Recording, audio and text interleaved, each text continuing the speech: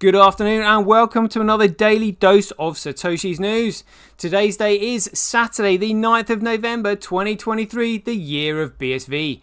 BuyBSV.live, the best place to buy Bitcoin SV online, the original protocol and genuine Bitcoin.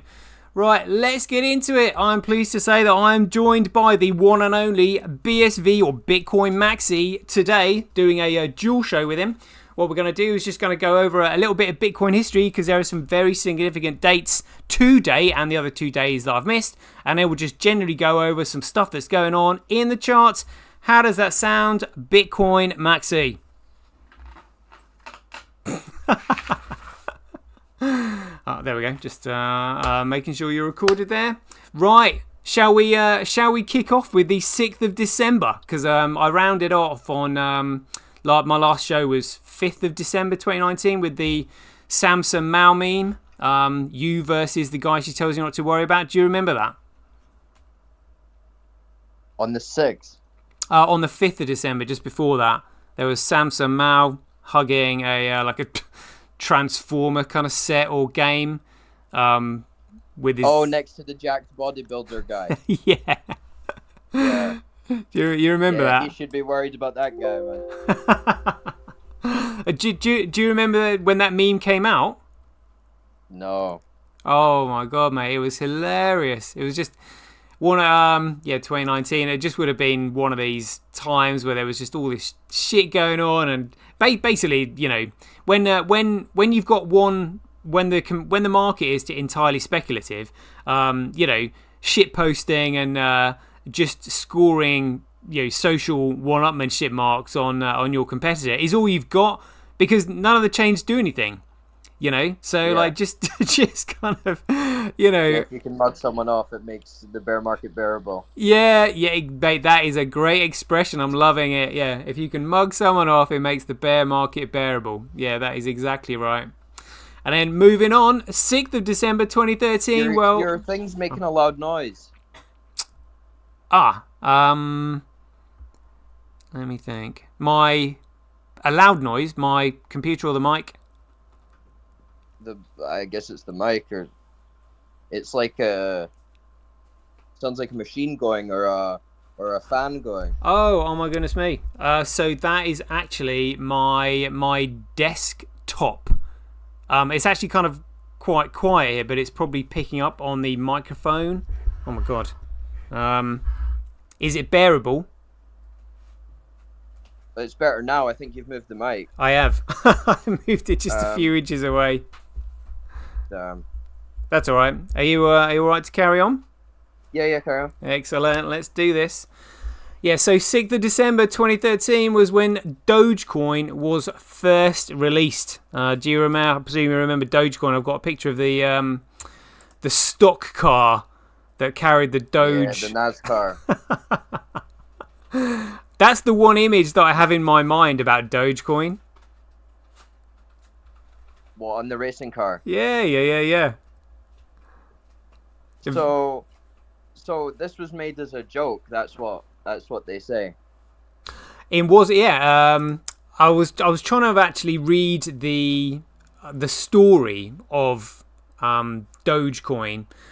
So I was kind of like on this Dogecoin Foundation. So it says Dogecoin Foundation, do only good every day is what it says, and then it's got about manifesto. The thing's gone really loud again. They're not going to be able to pick up on this audio.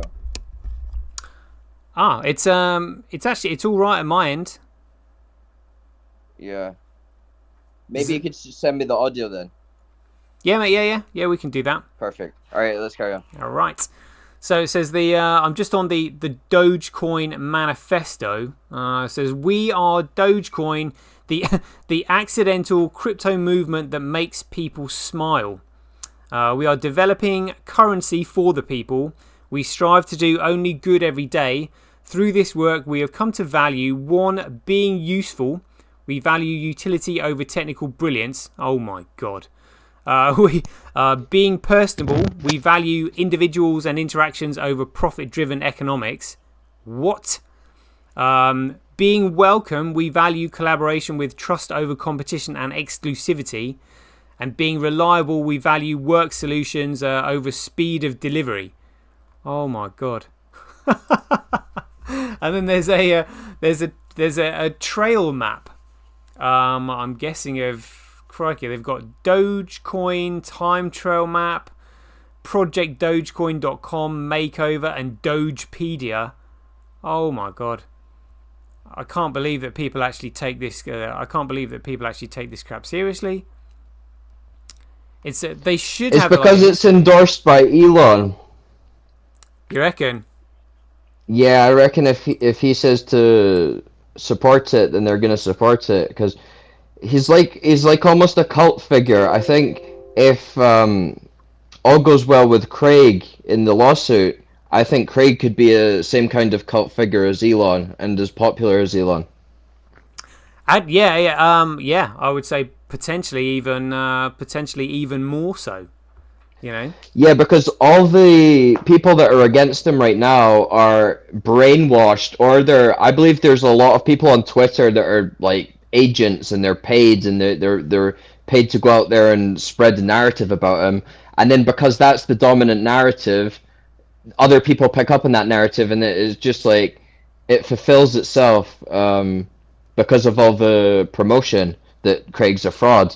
But I think if they flipped that and started saying, "Oh, Craig's a legend," like, because all I see on my feed is, "Oh, Elon's a legend. Elon's doing this. Elon's taking us to Mars. Elon's saving the world. Elon's changing poverty." Like, he's this, like, he's almost seen as like the modern day Jesus Christ. Yeah. Yeah. Oh my god. I'll tell you what I'll do is I'll play that clip that we were talking about of Elon doing his thing, suggesting like about how it might be funny that the world chose a meme coin over Bitcoin. So what I'll do is I'll play this so the audience can hear this, and I'll try and talk through the microphone to you so you can hear what he's saying. So this one is just Elon sort of, again, wearing a balaclava, if everyone remembers this, talking to paparazzi outside of some kind of nightclub that he's just come from. Elon, do you think Dogecoin can really... What I find weird about this clip is, why does he look so shady? Like, why does he have that bandana on? I remember now. It was COVID. Mate. Yeah. It was COVID, yeah. It was. Oh my god. Oh, in fact, tell you what I'll do. I can actually probably this should be alright. I taught my client Summer here how to use... I might actually be able to bring that picture up of him while I'm sort of playing the audio of it. Here we go. There we go. Right, brilliant. I'm just going to play this clip. This might be fun. Well, I mean, there's currently a poll to say, what do you want? So again, the paparazzi has said to Elon, what do you think about Dogecoin? And he's just like, oh, let's make a poll and we'll find out what you want. I want it to go. I'm in. He's going to, and then the guy is saying, oh yeah, I want Dogecoin to go to the moon. So then, I mean, I think it should be the will of the people, you know. And Elon says, oh, I think it should be the will of the people, you know. But is there a problem because it's not limited, because it's not like Bitcoin? Oh, and he's going, is there a problem because Dogecoin isn't limited? It's not like Bitcoin, it's inflationary. With a limited number of coins, and it can just expand infinitely. Do you think that brings away the value from the coins? It looks so stupid where he's wearing that balaclava over his face. Yes, it does. It does. And he's admitted that there is a problem with Doge.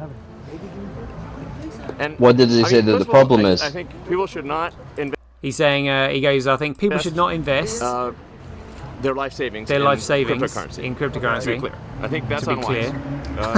But I mean, if you want to sort of, you know, he's speculating now. Speculate and kind of like, I don't know, maybe have some fun. I mean, there's a good chance that maybe have some fun, gamble on it. Is the future currency of Earth. He goes, crypto might be the future currency of Earth. Which one's it going to be? Which one's it going to be? Maybe it'll be multiple. It'll be multiple. But it should be considered speculation at this point. Yeah, just reiterates, it should be speculation at this point. Don't go too far in the crypto speculation front. The point is that This is don't go too far in the Dogecoin crypto was speculation invented front. as a joke, as essentially to make fun of cryptocurrency. It says Dogecoin was And invented that's to make why, fun of cryptocurrency. I think there's like an argument like fate loves irony. Fate loves irony. Outcome There we is go. the most, like, what would be the most ironic outcome? What would be the most ironic outcome? The currency that was invented as a joke, If the currency in fact, was becomes the real invented as a currency. joke, in fact becomes the real currency. Absolutely. To the moon. To There the we go. moon. To the moon. To the moon. Oh my god, there we go. That's enough of that. Do you remember all of that? I do remember all of that, Oh, and I was very disappointed to miss out on the Doge pump because I did see it when it was very, very low. I didn't invest. I just thought it was laughable. Yeah, me too. Me too. But it was like $0.003 per coin. Oh, or lower something. than that, mate. It was like point. Maybe I mean, this is no, why they were but when taking I this saw it, out. when I was considering, I don't think I ever even considered putting anything in.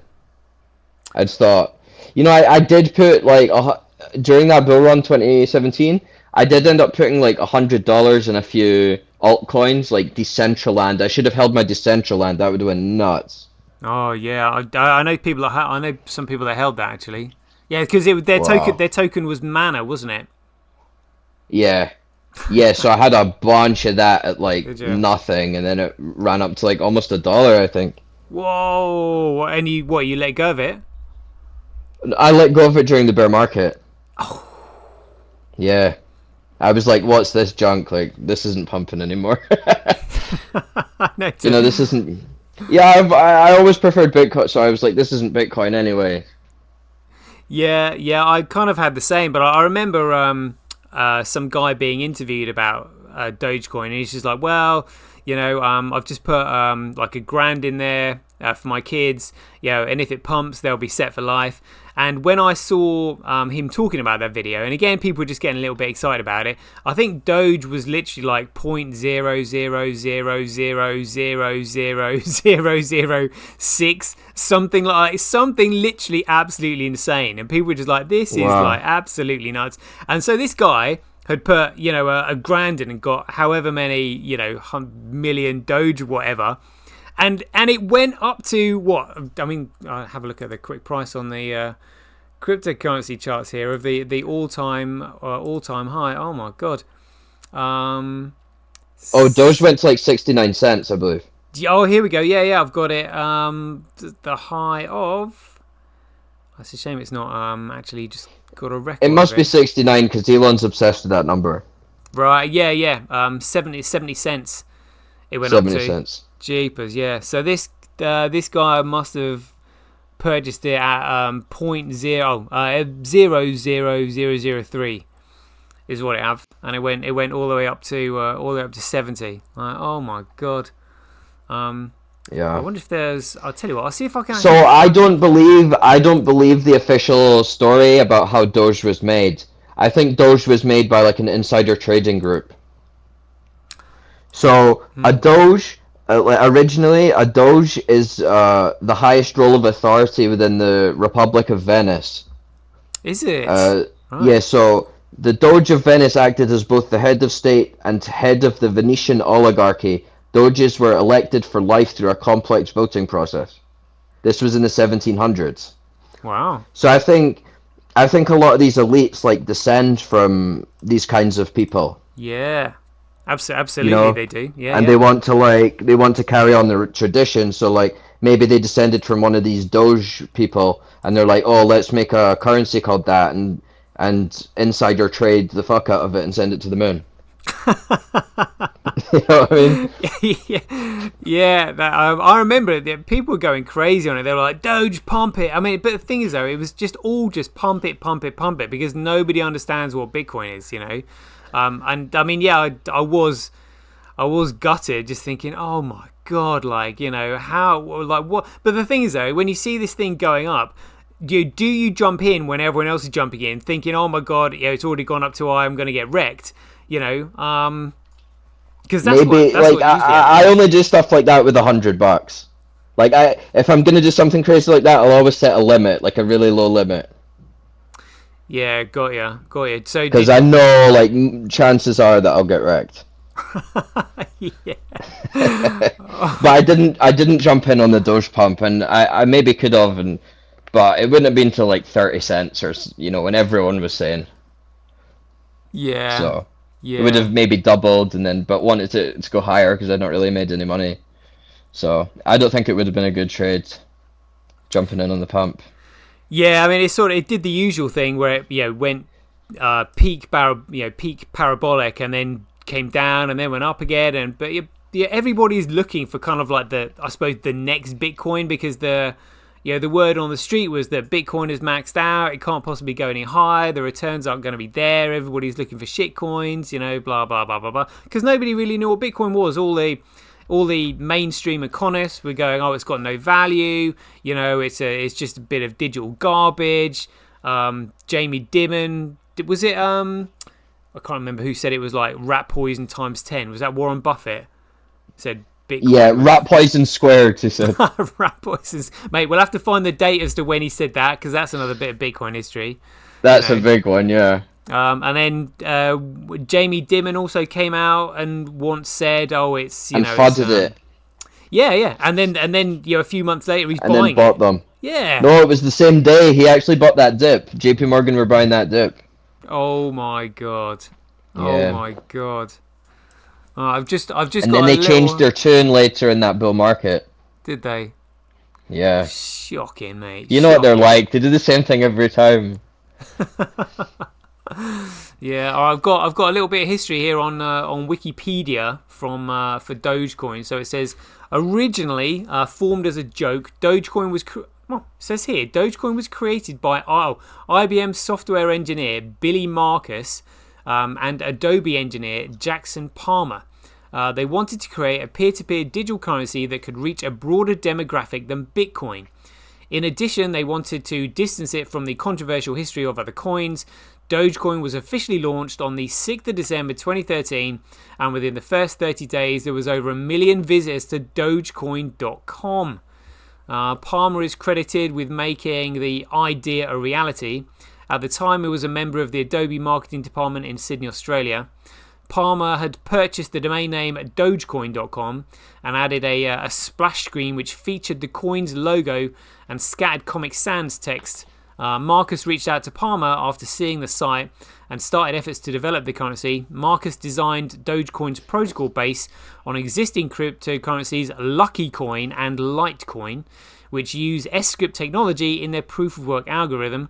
The use of script means that the miners cannot use SHA-256 Bitcoin mining equipment and instead must use dedicated field programmable gate array and application specific integrated circuit devices for mining, which are known to be more complex to produce. On December the 19th 2013, Dogecoin jumped by nearly 300% in value in 72 hours, rising from 0.0002 to 0.0009. With a volume of billions of Dogecoins traded per day.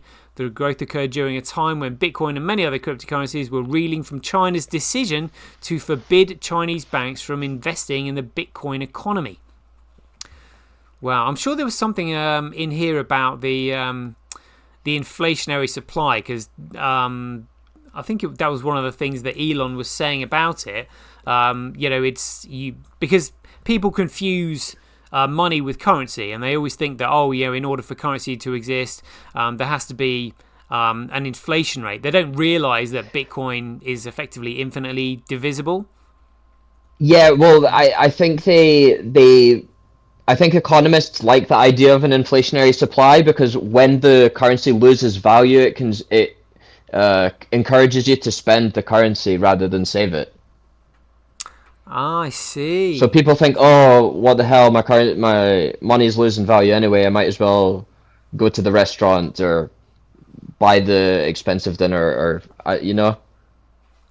Yeah, interesting. Interesting. I guess they haven't really. Well, maybe it's a massive cover-up, but if you've got an asset that's increasing in value, then it just simply encourages the economy, because rather than saying, oh, it's inflated, so therefore I may as well go spend it, it flips it to those who are producing goods and services, desperate to add value to the economy, to encourage those who are holding Bitcoin to part with it and give it to them for their services.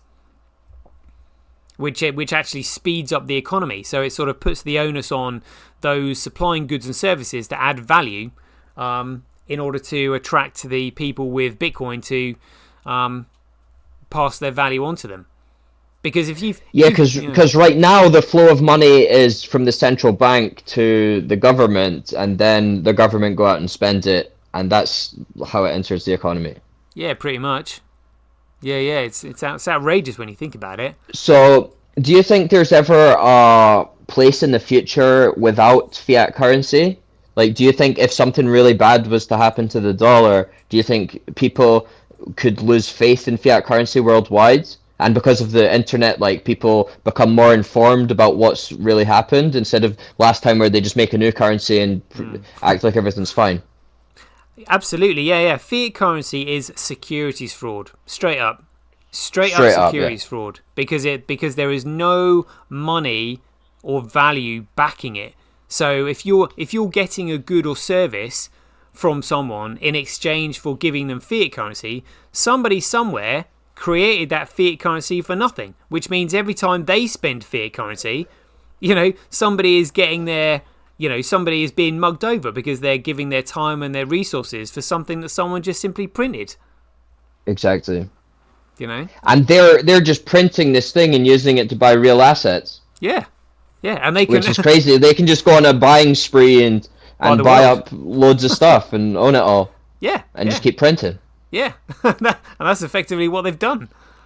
Stolen all the world's resources. All the gold, diamond, and precious metal mines and all this kind of stuff,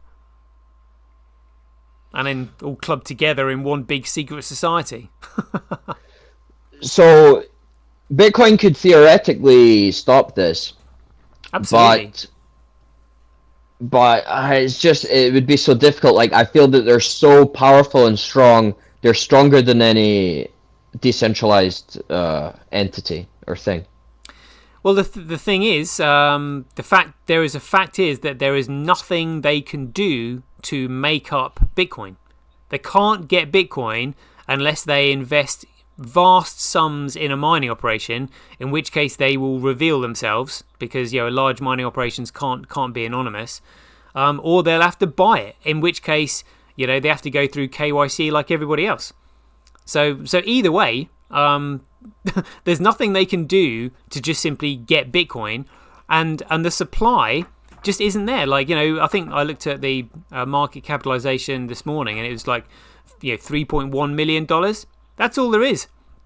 There's literally only $3.1 million of available BSV for sale globally. So when they come charging in, the price goes absolutely ballistic, and then you get price discovery and FOMO kicking in. Yeah. And they can't really. And then they slowly start selling, or I guess they don't need to sell because they already own the fiat currency. They wouldn't. Also, I mean, if you think about the BSV market right now, everybody in BSV has got absolutely wrecked, and if they've managed to survive this long without selling their bags of BSV, why? And if you haven't had to sell them by now, you don't need to sell them. And so those who are holding BSV right now are non-sellers, which means the supply on the market is even more restricted. And when the price starts going up, who's going to sell?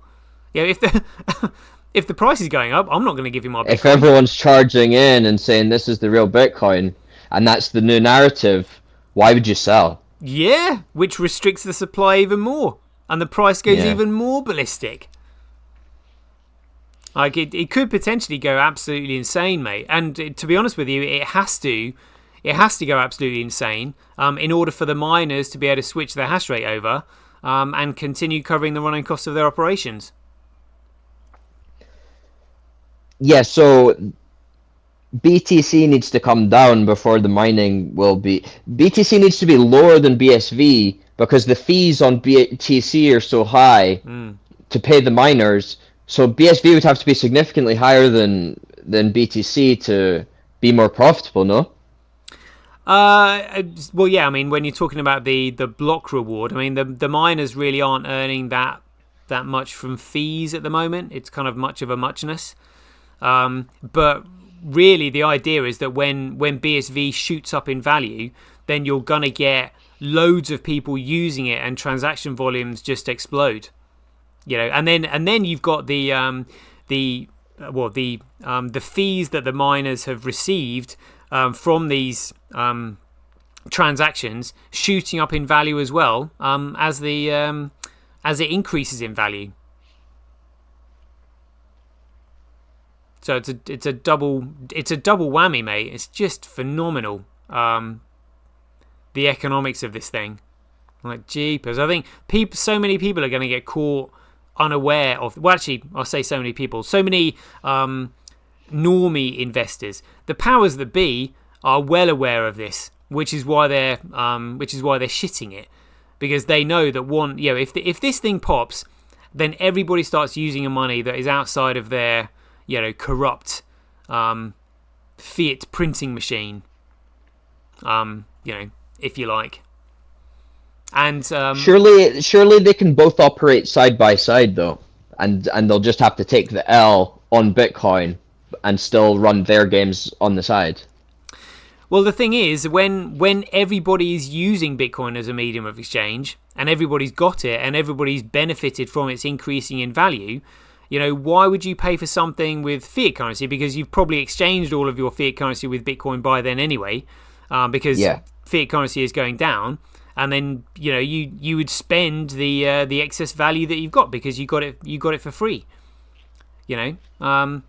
And I think this is again why they've pump and dumped to the market, because they don't want people exchanging literally absolutely everything that they've got for this asset. Initially they wanted to make it speculative, so people are just like, I put some money in and I've lost a shitload of money and I'm not really trust it. It's unstable and it's really volatile and blah blah blah blah blah.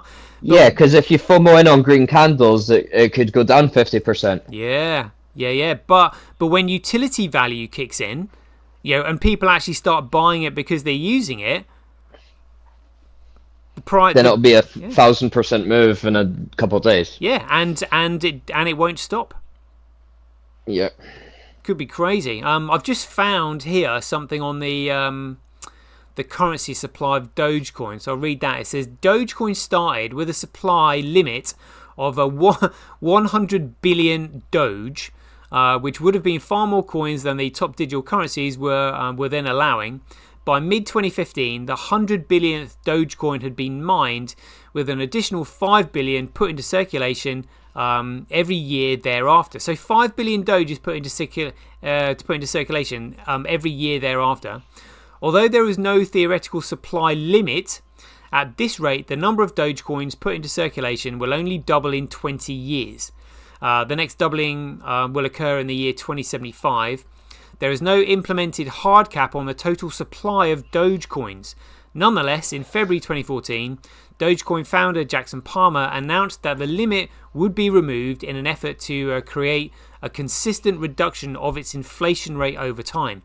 In other words, the inflation rate improves over time, starting at 5% in 2015 to less than 4% by 2019, 3% by 2027, and 2% by 2035. Have they stayed true to these promises? Because I believe when I've researched it in the past that Doge had a higher inflation than that. It wouldn't surprise me at all. But 5% compared to what our central banks are doing isn't that bad. Yeah. Really, they could make a decent fiat currency if they actually stayed true to their 2% inflation rate. Well, yeah, but the thing is, though, fiat currency... Because you can't just come out and say, inflation's 2% when you've added 30% to the money supply. Yeah. It doesn't take a rocket scientist to figure out what's going on. True. But again, fiat currency is worthless because someone creates it. I mean, this is why the supply of Bitcoin has to be fixed, so that no one can control it. Nobody can inflate it or deflate it. If you've got a source, it means you have a central source somewhere that controls the inflation. And if someone controls something, well, then it's not a commodity because it's they secure it themselves. So it's a security, which means it's economically worthless to anybody else. And that's the same. That's the same with fiat currency.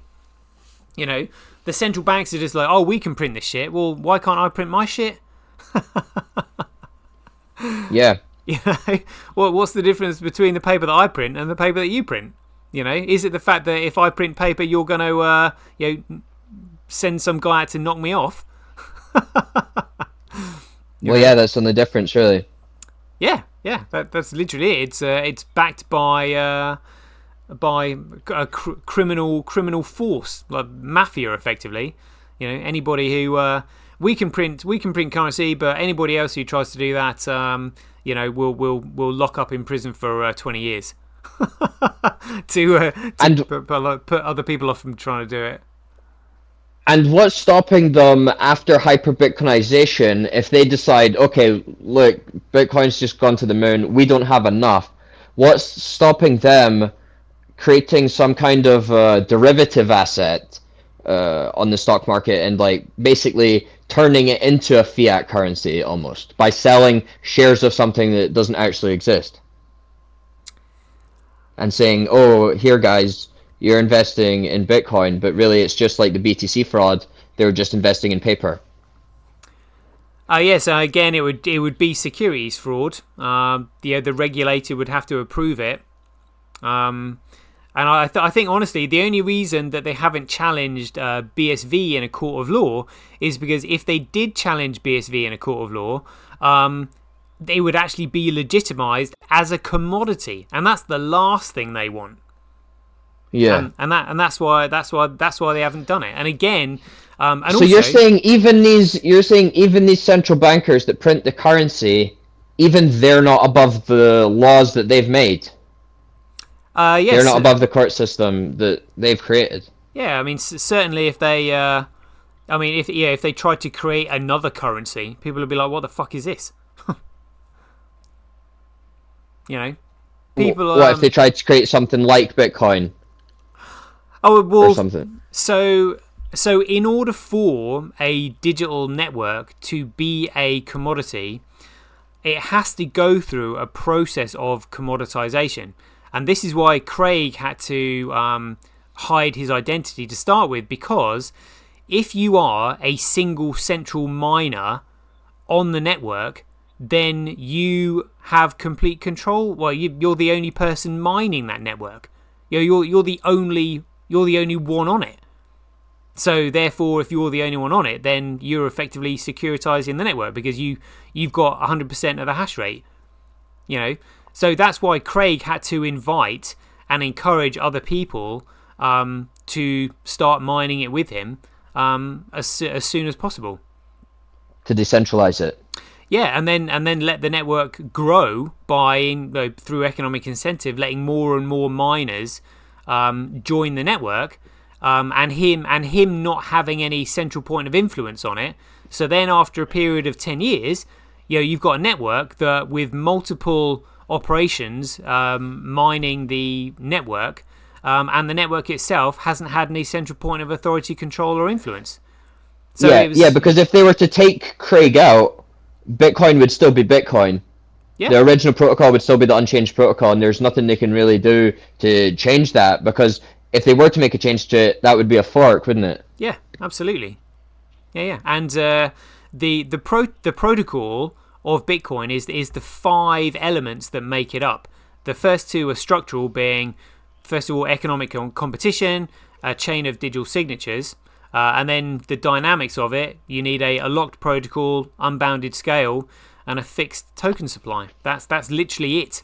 That's the protocol. And any changes to any of those 5 elements by anything or anyone securitizes the network.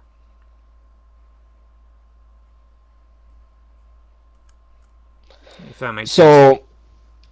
So even these elites that want to discredit Craig, there's only a limit they can go to, really. Well, they can't really, because he didn't have any influence over the It didn't have any influence over the growth of the network. The only reason they're trying to discredit him now is because if he proves that he is Satoshi Nakamoto, well, it proves that they're a bunch of effing scammers.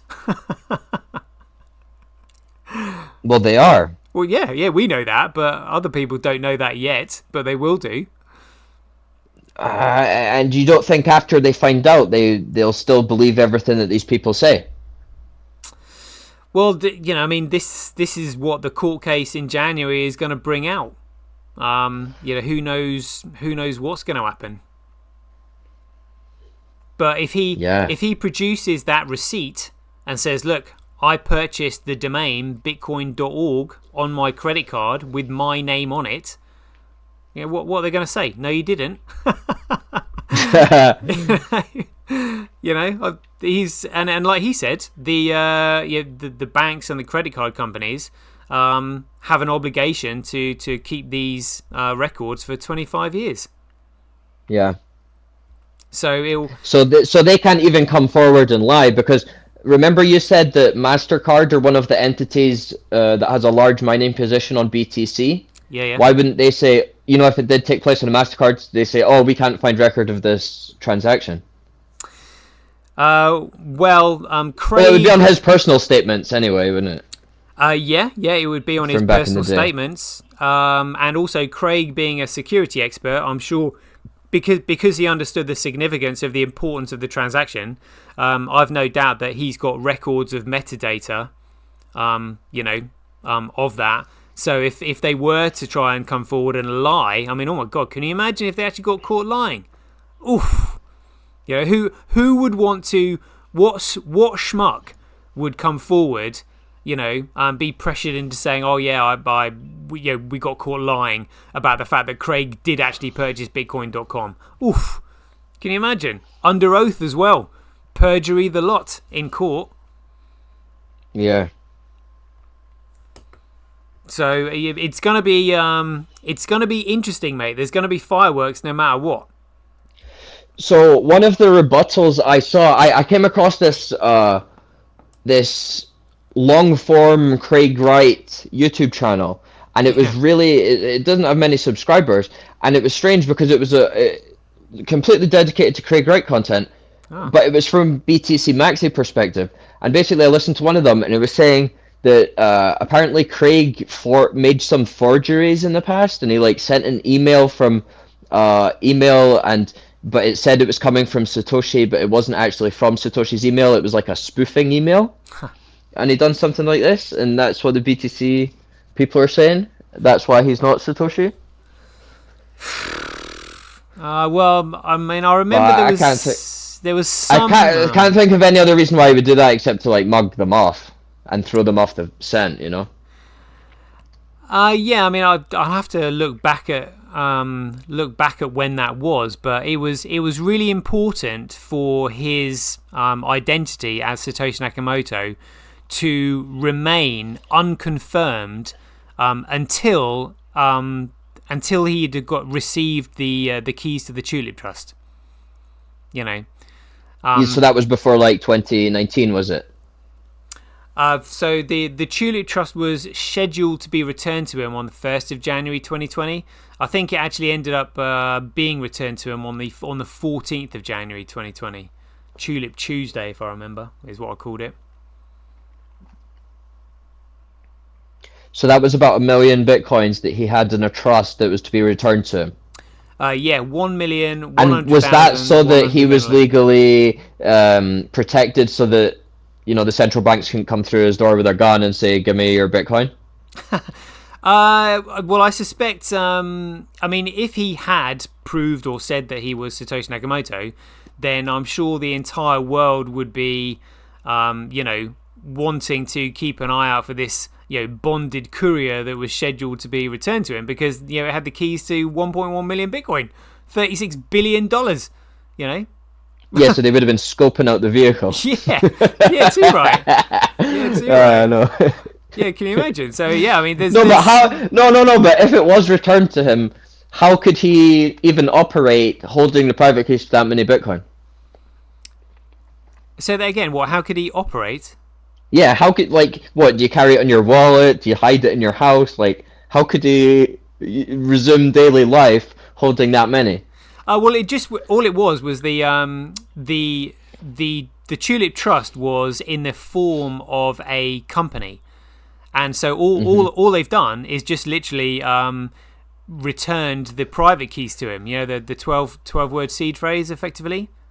I think that's my understanding. So all it was a number of trustees were given, different key slices, I think they called it, and I see. yeah, and all of the key slices were returned to Craig on the 14th of January 2020. So before that, if you know that the keys to a fortune of $36 billion are going to be returned So to you, he split it up so that, and then he could have it in like different agencies take care of each different section of the private key, because then they couldn't just go and raid one agency and steal his private keys. yeah. That's why it was in a trust. It was the trustees. So he's thought of everything.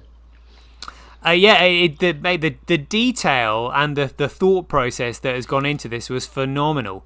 Like literally, when I started piecing all this together, I was just like, this is genius. This is absolute genius. Yeah, because he's done it in a way legally. So anyone else doing this would be like worried about the law and I'm gonna get caught and all this stuff. But he's actually done it perfectly to make sure that he doesn't get into any legal trouble. Yeah. It's just crazy how many law books he must have had to read to understand the laws and how he could skirt around them for 10 years and not get arrested. And again, because I think there's some kind of statute or law somewhere, particularly in the United States, where it says you're not allowed to invent money, because obviously they wouldn't want you to invent money. But that we spoke about before, the statute of limitations is about 8 years. For 10 years. I think it's 8 years. Yeah. Okay. So he had to for his own protection. Had to remain, hidden for a minimum of 8 years, but then another 2 years on top of that, just for an extra bit of added dilution to the centralized starting point. So you've got 10 years of neutral growth and dilution. Which anybody else who tried to match that would, well, one, they'd have to wait 10 years while Bitcoin is motoring ahead, but the chances of them actually achieving that are 0.01%, because I've got a question about like what's going to happen during this lawsuit, and I believe one of the potential outcomes is that they realize that BTC is going down and they try and take control with another chain. So I was thinking that they might choose something like XRP, which they have much more centralized control over, and start shilling that as the BTC replacement and try and suppress BSV again. Does that make sense? Yeah. Because they already have half the supply sitting there, so that's plenty coins for them to dump on whoever's FOMOing in. And they could try and use that as the New World Order solution. Yeah. I mean, they effectively already do that anyway, because the moment the XRP price goes up, they just simply release more XRP from the escrow. Exactly. And flood it on the market. So people. Yeah, they just dump it constantly. Yeah, it's ridiculous. People are just like, oh yeah, XRP to the moon. I'm just like, if you actually knew how XRP worked, XRP ain't going anywhere, but up and down again. No, but what I'm saying is, because they have all that control on a network like that, why wouldn't they just push that out as the solution that BSV is trying to solve? Oh, well, I think that's what they are doing, mate. If you look at all the XRP like Twitter bot accounts, like, oh my god, I mean there are more XRP Twitter bot accounts than I think any other coin that I've come across. and they're all the same, and they've all got sort of like quite professionally designed logos, and they've all got the same number of followers, so they all follow each other. I think there's about I noticed there was a pattern of about thousands and thousands of XRP Twitter profiles I looked at. They all of them had about 15,000 followers, which made me think that there are probably 15,000 XRP profiles that all follow each other. Mm-hmm. So yeah, it's just a massive scam. So Craig has these patents, one for a virtual currency system, the other for the NFT technology. Mm-hmm. Would what Ripple's doing infringe on those patents, because they're branding it as distributed ledger technology? So is that something different from what there's N-chain patents for?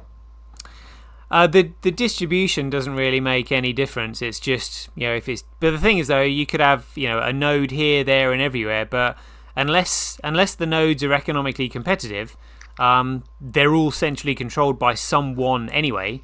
But any network that uses blockchain technology would have to use NFT technology, patented technology, to create their token that runs on it.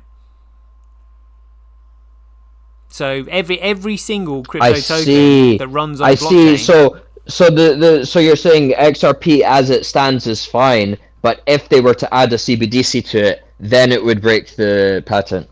No. So the actual XRP token itself is an NFT, which infringes on NFT patent technology. Okay. Every single cryptocurrency coin is an NFT. Yeah. And Craig has got the patent for NFT technology. Okay. So they're gonna still, like, these because I don't believe that there's gonna be just one chain. I think there's always gonna be like 10, 20 top chains kicking about. Do you think they'll just pay N-chain every month to stay in operation? No, because Craig will make the license fee that they pay not too high. Yeah. So you have to remember that. So blockchain is just simply the process that data goes through in order to be uploaded onto the network. So rather than thinking of Bitcoin as a blockchain, you really need to think of it as a group of a node network structured in a Mandela format. Have you seen that? A Mandela form? I've never heard of that. Oh, okay. Well, if you want I've heard of the Mandela effect. Yeah, no. Is that something different? Yeah. So the type in just for yourself, curiosity. Type in a man. I think it's mandala structure, and you'll see it.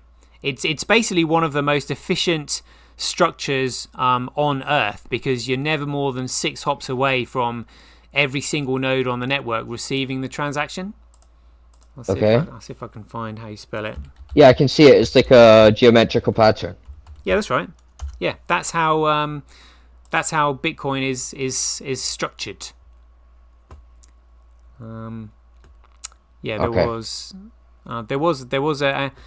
There was a particular shape that actually somebody illustrated as to how the Bitcoin network was structured. I'll see if I can find it. I wrote lots of articles on these at one point. In fact, yeah. But yeah, I'll find it. I'll tell you what I'll do is when I want to get a picture of it, I'll send it over to you. But yeah, so rather than thinking of it as a blockchain, you have to think of it as a network in that Mandela structure. So the blockchain is just simply a way of storing data on that network. That's all it is. So there will only be one global blockchain that everybody uses, because it's that blockchain that is formed and runs on this economically competitive, globally distributed server network that doesn't have any central point of failure. Which means if it hasn't got a central point of failure, the data, can't be controlled by a single central source.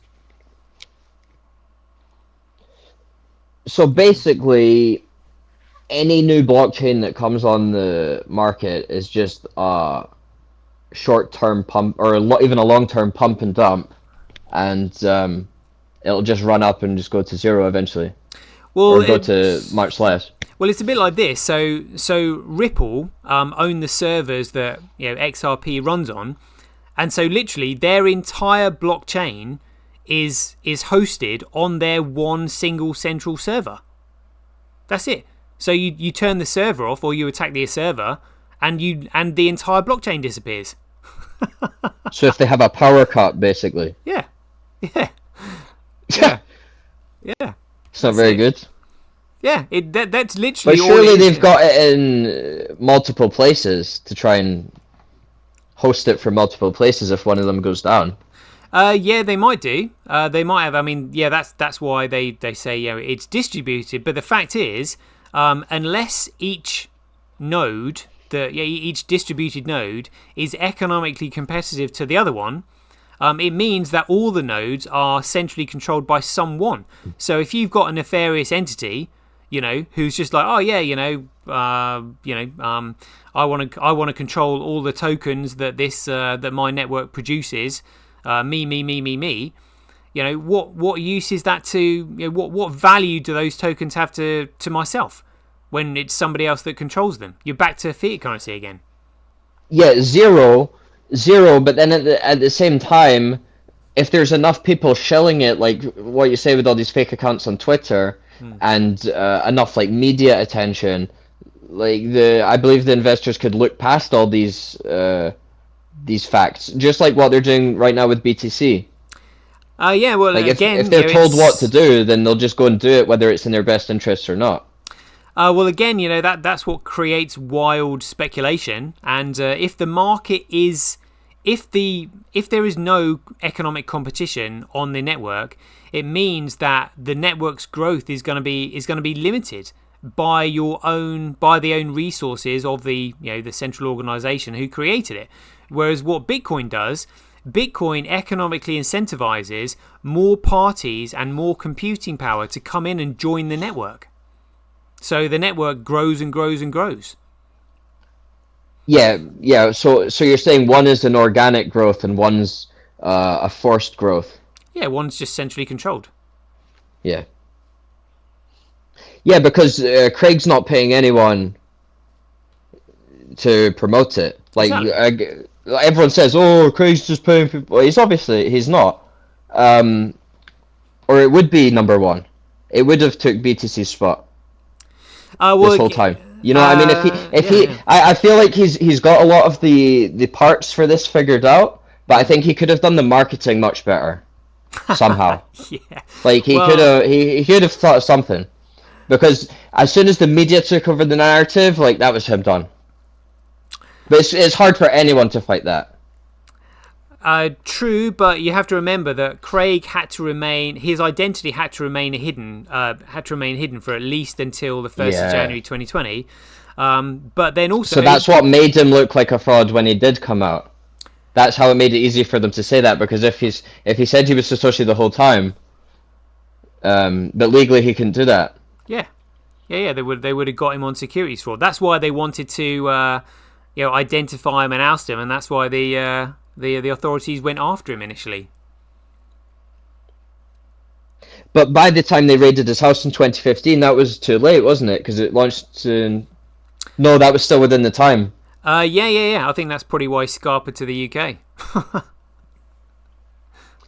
But why would he be more safe in the UK than Australia? Aren't they both like run by the same kinds of people? Yeah, but I think at the time, nobody really, in 2017, nobody really understood the significance of what Bitcoin actually really was. You've created this, you've created blockchain tech, and every, I mean, you have to remember, everybody praised blockchain technology. So it's just, you've created blockchain technology, and Bitcoin is the application that runs on it. They just didn't know the significance of this. I think if they had actually understood the significance that Bitcoin might potentially be a threat to their central banking system, they would probably have gone on it, gone about it a lot harder. But the thing is, they still went about it hard enough. I mean, they've created and allowed an entire shitcoin market to develop. SegWit was literally the most perfect sabotage that you could ever have concocted on Bitcoin, and then they've gone to the trouble of socially engineering control of the ticker symbol, created a $1.4 trillion shitcoin market. They've pump and dumped it at least 5 times on massive occasions. I mean, it's not like they haven't been trying to get rid of it. They have tried, seriously, and it's still there. Mm-hmm. Which is nuts when you think about it. But should we move on to 7th of December just quickly before? Yeah, sorry, I derailed it with all my questions. That's all right, mate. It's been good. I've actually missed not co-hosting a show with someone, to be honest with you. Like when I was on the Bitcoin SV channel, it was great. Just sort of just winging it with the boys and freestyling. It was good. When you're doing a show on your own, you can't kind of really pause for a break and let someone else take over because there's no one there. So this is good. So 7th of December 2017, the only real significant sort of find I could come up with was an article on the BBC that says Bitcoin breaks through $16,000 mark. So I'm guessing that would have been the first time. So it says Bitcoin has breached the 16,000 mark, extending the digital currency's record-breaking surge. The cryptocurrency began the year below. Holy shit! The cryptocurrency began the year below $1,000. Holy shit! But continues to rise despite warnings of a dangerous That must bubble. have been 2017. 2017. Yeah, so it started. Well, surely it wasn't 1,000 at the beginning of 2017. Actually, I think it was. It was. Yeah, could easily have been. That's crazy gains. Yeah, and it says. And that was before the SegWit fraud, wasn't it? Yeah. So the SegWit fraud was effectively they split the chain on the 1st of August, so halfway through the year. In 2017. Yeah. Okay, so. Yes, because there was the I think it was called the New York Agreement. It was the New York Agreement where they couldn't actually agree on anything, and they put forward the idea of SegWit, and obviously Craig recognised what that was all about and was just like, "You fucking scammers, this is shit." I mean, he was obviously having none of it. I don't know why. You would have thought that someone with a big audience would have backed Craig, like back in the day, or did they just get deplatformed? Calvin did. Yeah, Calvin knew what he was in on it by 2017. Stefan was he an influencer before he got into the mining? How did he come about? So the story is that, funnily enough, you should say that because today is the day that the authorities raided Craig's house in 2015. So it was Stephen Matthews, who was, I can't remember if he was CEO or some high-ranking position in BDO, which was an accounting firm in Australia, and it was Craig who actually reached out to Stefan and said, "Look, I've been an auditor for BDO for a long time. Yeah, I've known you. We get on all right. Help." And Stefan was just like, "What the hell's going on?" And got him out of Australia. And I think it was 2016 because I did an interview with Stefan about this, and Stefan. Stefan actually, I think he told me that he rang Calvin in 2016 and said, "Calvin, you're not going to believe this." I think he said, "Are you sitting down? You're not going to believe this, but I think I've just found out who created Bitcoin." Yeah, and that was 2016, and then he introduced Craig to Calvin, and it was Calvin that was just like, "Right, let me I will help you on this," because Craig did a private signing for Calvin to prove they had the keys to block 1. Yeah, and Calvin created CoinGeek, is that right? Yes. Yeah. Okay. Yeah, that's So right. to spread the information. So that's when I said he could have done the marketing better. Mm. I feel like that channel's been suppressed a lot because they've got thousands of videos and like great long content, and that should be a million channel.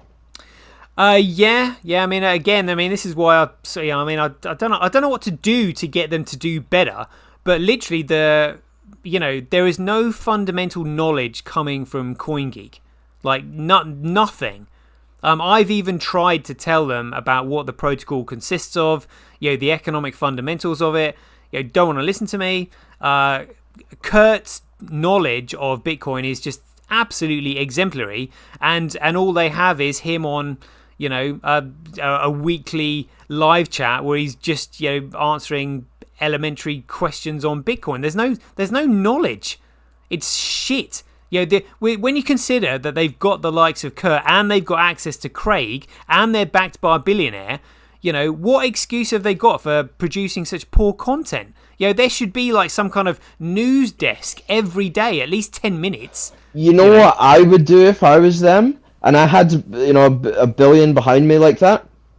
I remember years ago, you could target people in like really poor countries for like fuck up, literally F all. And why not just target those people with ads, get them into the real Bitcoin, and it'll be like a grassroots up movement. And you can just target them for so cheap over and over and every day about all the why this is the real Bitcoin. Yeah. I mean, there's I would do it like that, and just just imagine like Somalia and all these countries in Africa that don't have a real economy. Imagine they just all started using Bitcoin all of a sudden. It'd be a crazy network effect.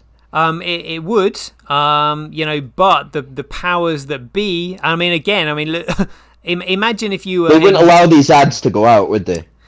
They'd probably block those ads, but also block those ads, 100%. Also, you've got to remember what these scumbags did is they ran a delist BSV campaign back in 2019 to steal all the customers' BSV on Binance, Kraken, Coinbase. And so that's where they've got their supplies from that they've been using to artificially suppress and dump the price. So imagine advertising it in these poor countries, all these countries jumping in on it and then getting absolutely wrecked because these bastards have stolen supplies from customers and used it to artificially suppress the price. So all these people in these poor countries are now even poorer because they've lost money. Because of the fake Bitcoin. Yeah. Because it would be a really good. The elites would absolutely hate that if you did target the poor countries and they all got in on BSV first, and then the rich countries FOMO'd in after, and it was like a wealth transfer into Africa. Could you imagine the uproar? Oh, God. Yeah. Well, this is why they generally they can't afford for people to become aware of the utility of BSV and what it's meant to be used for. Because the moment people actually start understanding what it can be used for, the entire world FOMOs in. And they all start using it, for securing and uploading their data. Podcasts, phone calls, music tracks, video files, authoring books, medical records, everything. That's why they want Craig to be a scammer, because they don't want anybody to listen to him, and that's why they're saying, "Oh, you're not meant to use it, store of value, digital gold," and again they've pumped the price of BTC with this tether shit to convince them that their narrative is correct. Oh yeah, you're right. Yeah, we don't have to use it; just number go up. Yeah. Oh, one of the questions I had about hyper Bitcoinization is. So like the process, although it's fast on the Simply Cash app, the Simply Cash app, and it's really cool, and you can change into all these different currencies, and then say you wanted to send like 10 of the Philippines currency, you can easily just do it right on the Simply Cash app. They've got like 30 different currencies or something. Yeah. So is there a way we could make that even faster? Because I feel like Visa and MasterCard, like if you were to just do it on a speed basis, would be faster than sending one of those Simply Cash transactions to like in a corner shop, for example. So would most people just have like a Bitcoin Visa card? How do you Would mean? they work together, or would they create their own system, like a tap and go kind of thing? So what will happen in the future is that Visa and MasterCard will port their services over onto the Bitcoin network. That's what will happen in the future. And do you think they'll be on board with that, despite what MasterCard have done with the BTC mining bullshit? Well, they're going to be economically forced to do it, because if they don't do it, other companies will, because the network is just so cheap and efficient and so reliable. It's the only network that can store data securely. Yeah, but then let's say there was a new company that came on the scene, they would need to get those card machines installed in every place. They wouldn't be able to use the Visa and MasterCard card machines, would they? Or would they be able to get that to work? Well, because I know they work with like Discover and Maestro and some of these American Express and actually, yeah, because there's more companies. There are Maestro and American Express, so one of them's going to jump on board. Yeah, because when they jump on board, and then the others will be forced to. Yeah, because when they jump on board, what it means is they can do away with their very costly overheads of maintaining and running their own servers. They won't need them anymore. And these large companies spend millions, if not billions, of dollars securing their servers from cybersecurity hacks, virus software, updates, maintenance, all that. They can do away with it. Just put it all on the Bitcoin network. Nice. Yeah. And to put it on the Bitcoin network, all they've got to do is buy Bitcoin. And when you're buying Bitcoin, you increase the demand for it, so therefore the value's going up, and you're using it to save yourself money. So the more you buy, the more money you save, and the more value you get. I mean, it's just the economics of Bitcoin are just absolutely insane, mate. Like absolutely insane. Yeah. So what do you think the flow is? Do you think like the insiders, like the CEOs of these companies, will buy it for themselves personally and then get the company to FOMO in after? Well, I mean, again, they're going to go absolutely ballistic for it, but how are they going to get it? And there just isn't there just isn't the amount available. I mean, literally, I can see BSV going to hundreds of thousands of dollars, within a month. What? Yeah, seriously, yeah. Yeah, seriously. I thought you were gonna say by the end of the year. No, by the end of 24. Well, I'll just again, I've got to make this clear, not financial advice. I once BSV. So actually, funnily enough, we're reading this article. They're saying that Bitcoin was $1,000 at the beginning of the year, and it's past $16,000. I am gonna speculate that once BSV hits $1,000, within 12 months it will be $1 million. Wow. Yep. That's what I think. Just for fun. I was gonna say about convincing friends and family members to get involved. But if it goes to those kinds of numbers, like I don't even need them to, like I feel like I'd be able to help everybody sufficiently. Well, I mean, also the entire world will be FOMOing into it, because people would be looking into the reason as to why BSV hit $1,000. Why has BSV hit $1,000? Holy shit! It's got an uncapped block size. It can do 100 trillion transactions a second. It's already got more transactions on the network than any other chain. And holy shit, Craig Wright just proved he's Satoshi Nakamoto. Oh my god! Can you imagine? Can you imagine that going viral on Twitter? How fast it'd be like the most viral tweet of all time. Yeah. I mean, this is potentially what's happening in January, mate. 5 weeks is all we've got until a court case. Whew.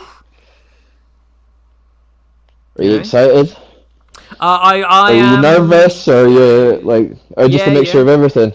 I'm probably more nervous. I'm more nervous for Craig. I mean, there's so many times that I've been excited in this blockchain space and been absolutely wrecked. So I'm kind of past being excited. I would say I'm genuinely quite nervous. Because they could try and throw a few spanners in the works and take over the narrative after the decisions are not. There's so many things they can do. Yeah. To keep making his life a misery. Yeah. I mean, I'm certainly not holding my breath, but things had to come to a head at some point, and doing it this way is much better than doing it in the way that he initially planned. That would have been a disaster. What, by just dumping? Yeah. With no court case. Yeah. Can you imagine? He's just sitting in his house unleashing havoc. Yeah, wiping out $1 trillion market. From the still not gone for a shower. He's like first thing in the morning. Yeah. He's not even had a cup of coffee yet. Yeah. I mean, that's trillion wipes out. Yeah. That's what he was. I'm sure that's what his intention was doing, and he would have done it to just simply put the finger up at all those people who doubted him. He's like, look, I told you I'm Satoshi Nakamoto. Now you're getting effing wrecked. Whereas this way, at least he's given them fair notice. It's not like he can't say, look, I didn't tell you. I mean, I've won all these court cases. I've already won the IRA Kleiman case. The IRA Kleiman case proved that I mined the Satoshi coins on my own. I've already got the copyright of the white paper that has been granted to me by the High Court because the other guy who was claiming he had it, refused to defend the claim. I'm a cybersecurity expert. I'm the only person who could have possibly invented this. I wrote white papers describing blockchain technology before it was even known as blockchain technology, and I described it as time chain. What more do you want? I've written papers for the SANS Institute that describe smart contracts. What else have I got to do? I don't know how he keeps up with it all. It shocks me. He's an animal. Literally, during the hash war, when that was going on and sort of BSV was forming, Craig was actually in a chat group of mine that I got him into, and it was really funny because I was kind of like pooling everybody who I saw was supporting BSV together, and the chat was just on fire. Because we're getting news here, there, and everywhere, and there's all this speculation going on, and look who's done this, and look who's done that, and I said to everybody in the group, I was just like, look, Craig actually might join this chat group, and they were like, no way, and I was like, no, I've asked him. He said he would come in, but please just don't ask him any stupid questions about price predictions and all that kind of stuff. And I said, look, are you ready? And they were just like, he's never coming in here. And then Craig just popped in and goes, oh, hiya. and then all chat in the group stopped. And I was just like, what the hell? Like, we've just been chatting for like months and months and months. I was like, the witticisms and the news has been great. And then suddenly Craig comes in and everybody goes all bashful, It was hilarious. So everyone's talking loads, and then he comes in and everyone like shuts up. I kind of realised that don't say anything stupid now. Yeah, and also a lot of us, a lot of the speculation was around what Craig was going to do, and then suddenly we've got Craig actually in the chat, and it was just like, oh fuck, I kind of almost kind of like reached the pinnacle of success, only to have shot myself in the foot. What, when he left the group? No, when he came in. It's sort of like the group sort of like, and then everybody started. That was like the peak you're saying of the group. Yeah. It was because everybody was like, Craig this, Craig that. What's Craig gonna do? Blah blah blah blah. I was like, oh well, I might be able to get Craig in here, And then he came in and people started direct messaging me instead of putting it in the chat. I was like, mate, put it in the chat. What are you messaging me for? Craig's in there. It was hilarious. Mate, they ask him this. Yeah, mate. They were good. They were good old days. It was brilliant, mate. I used to love it. Oh my god, I've had so When was much this? fun. This was last bull run. This was during the hash war when BSV was sort of the ticker symbol was forking from BCH, and Roger and all his cronies were talking about CTOR and Schnorr transactions and checkpoints and all this kind of crap, And again, it was like, what are they going to do with the hash rate? If Craig is Satoshi Nakamoto, then he's got more hash rate than anyone else. He's going to crush it. But then Roger comes out with the swinging, saying, "Oh, we've bought more hash rate than the Hoover Dam could generate in 24 hours," and nobody really knew what was going on. Because it was all new. Everyone was just like, hash war, hash war, hash war. What the fuck is this? What's going on? Oh my god, there's going to be a hash war. And what was funny was that Craig was just simply toying with them.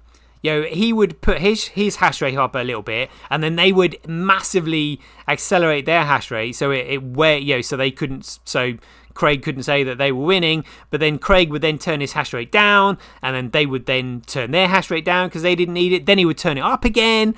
Then they turn theirs up, and basically all he was doing was making them burn a hole in their own pockets with completely useless hash rate. It was hilarious. And even back then, I didn't really have a clue what the hash war was all about. I was just like, oh my god, what's going on? But it's exciting because nobody knew anything. It's like, what do you know? What do you know? What do you know? And then the one man that did know everything entered the group, and then the group just stopped chatting. Oh god, yeah, it was, mate. It was fun. It was fun times. I hope those times will be relived again. And I think there's. I'm sure there'll be many fun times during the price appreciation. Yeah, and this court case, mate. It should be good. Yeah. So let's I'll just continue with this article here a little bit. So it just said, according to CoinDesk.com, Bitcoin reached $16,663, which is £12,000, having soared over 50% in a week. The new high comes days before the launch of Bitcoin futures on two exchanges, including the world's largest future exchange, the Chicago Mercantile Exchange. Spread betting on CoinMarketCap markets said the rise had all the symptoms of a bubble market, warning there's no way to know when the bubble will burst. And then, it continues, actually. It gets... it's got a bit on here about, says, what is Bitcoin? There are two key traits to Bitcoin. It is digital, and it's seen as an alternative currency. What a load of crap. Nobody knew what Bitcoin was back then. Oh my god.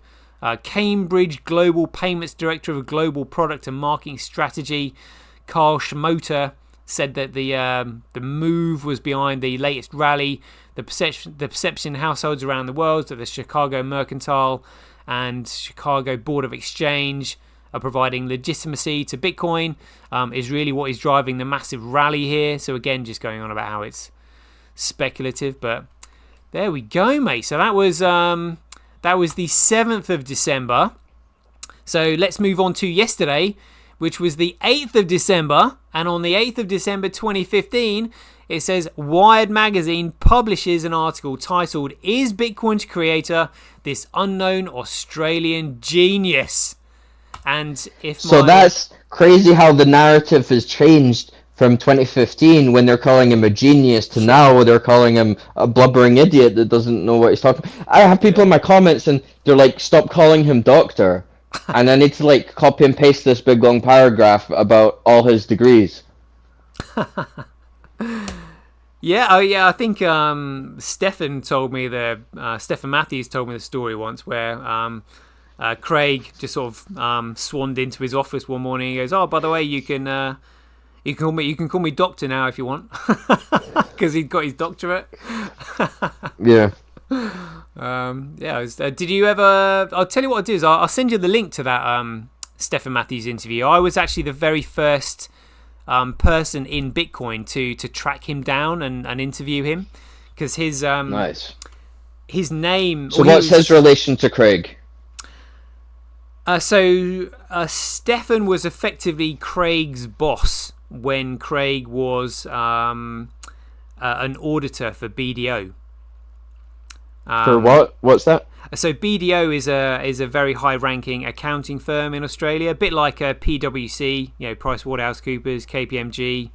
I can't remember the other ones in this country, but it's just a very, very reputable accounting firm in Australia. And it was funny because Stefan was kind of describing Craig's behavior because Craig is Asperger's. He didn't quite pick up on social cues. So when Stefan was like on the phone having a business meeting, Craig would just kind of like swan in and sit on the sofa and listen to what he was saying, and Stefan was just like, "Mate, what the fuck are you doing? I'm having a private phone call here. Fuck off." Stefan was laughing about how he actually literally had to tell Craig to F off. He's like, "Look, fuck off, mate. What don't you get?" I'm like on the phone, and he was laughing because Craig is just like, it's like water off a duck's back. He's like, "Oh, okay, it wants me to go. I'll just leave." He didn't understand really. I don't think. Yeah. Yeah. But yeah, I think, but everybody who knew Craig,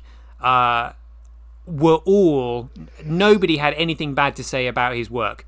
Literally, in terms of his knowledge of cryptographic security and auditing, second to none, basically. So it was his skills in the department that allowed his social faux pas to exist.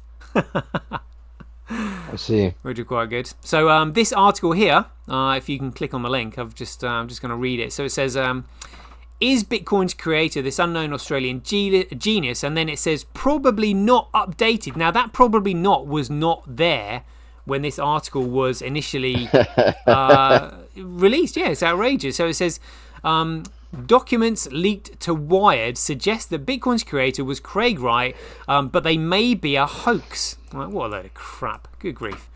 Editor's note. So on the 30th of April 2019, it says... Wired no longer believes he's the creator. Yeah, something like that, yeah. In the days following the publication of this story, Wired published an update that identified inconsistencies in the evidence supporting the notion that Craig Wright is Satoshi Nakamoto. Wright later came forward to claim that he was indeed the creator of Bitcoin, but offered some evidence that appeared to be fraudulent. What a load of crap. And then it carries on. So even as his face towered 10 feet above the crowd at the Bitcoin Investor Conference in Las Vegas, so that's when it was on the big screen, Craig Stephen Wright was, to most, the audience of crypto and finance geeks, a nobody. The 44-year-old, bloody hell, he's younger than me when he did that. The 44-year-old Australian, Skyping into the D Hotel ballroom screen, wore the Bitcoin enthusiast equivalent of camouflage, a black blazer and tie-less rumpled shirt, his brown hair neatly parted. His name hadn't made the conference's list of featured speakers. Even the panel's moderator, a Bitcoin blogger named Michelle Stevens, I think her name was Bitcoin Bell, seemed concerned the audience wouldn't know why he was there. Wright had hardly begun introducing himself as a former academic who does research that no one has ever heard about, when she interrupted him. She said, "Hold on a second, who are you?" Stephen cut in laughing, "Are you a computer scientist?" And Craig said, "I'm a bit of everything. I have a master's in law, a master's in statistics, a couple of doctorates." But it was in this meeting, actually, that Craig dropped the bombshell that Bitcoin was Turing complete. That completely caught Nick Szabo off guard. There's another guy there as well. Ray Dillinger. So what does Turing complete even mean? I've heard that a few times and I just like thought smugly, "Oh, we're Turing complete and BTC's not." Yeah. But I've never actually figured out what it means. So again, I'm not a computer technician in any way, shape, or form. But my understanding is that in order for a computing program to be considered Turing complete, a looping function has to exist within the program in order for it to replicate. and they were saying that in order for Bitcoin to be a computing program, there had to be a looping function there, and they couldn't find one. And Craig pointed out that the looping function was in the script stack. So it was. He said in the talk that Forth actually does loop. I think that was his exact words. And he said it's just going to take a long time for people to understand it. Yeah. If that makes sense. So a bit like Turing complete is So the people that learned this, the people that got schooled by Craig that day, a lot of them are BTC maxis, aren't they? Still. Well, this were yeah. Like, surely they can understand the protocol. Like, they understand this at a high level. Surely they can understand that the SegWit was bad. Yeah. Or do some people actually believe in it? Well, again, I mean, one of the people. Like, what would be the benefit of decreasing the block size? None. There's no benefit None. at all. It was, again, it was like people like Gavin Andresen and John Matonis, who sort of co-founded the creation of the Bitcoin Foundation. They were sort of effectively driven out by pitchforks. With the likes of Greg Maxwell, Samson Mao, Peter Wool, all the core crew that we know now. What I don't understand when they hijacked the protocol is why didn't they keep it really good? Because if BTC wasn't as bad as it is, and it was only a little bit worse, they maybe could have pulled something off. So they just don't want people to use it. That's the whole point, because Bitcoin being an economic model, if people start using it, it means the miners can economically sustain themselves with transaction fees. So their whole intention was to cripple Bitcoin so that the mining network would eventually collapse because it wouldn't be able to economically sustain itself. Also, even without this lawsuit, it's economically designed to collapse. Yeah, absolutely. Yeah. But I thought because the fees to send are so high, that's why the mining is making so much. Nah. You need effectively sort of ever increasing transaction volume to sustain the miners, because that is what attracts more and more mining networks to come in and compete. So once it's hyper Bitcoinized, won't the price become stable, and then we won't be able to keep increasing the price for the miners?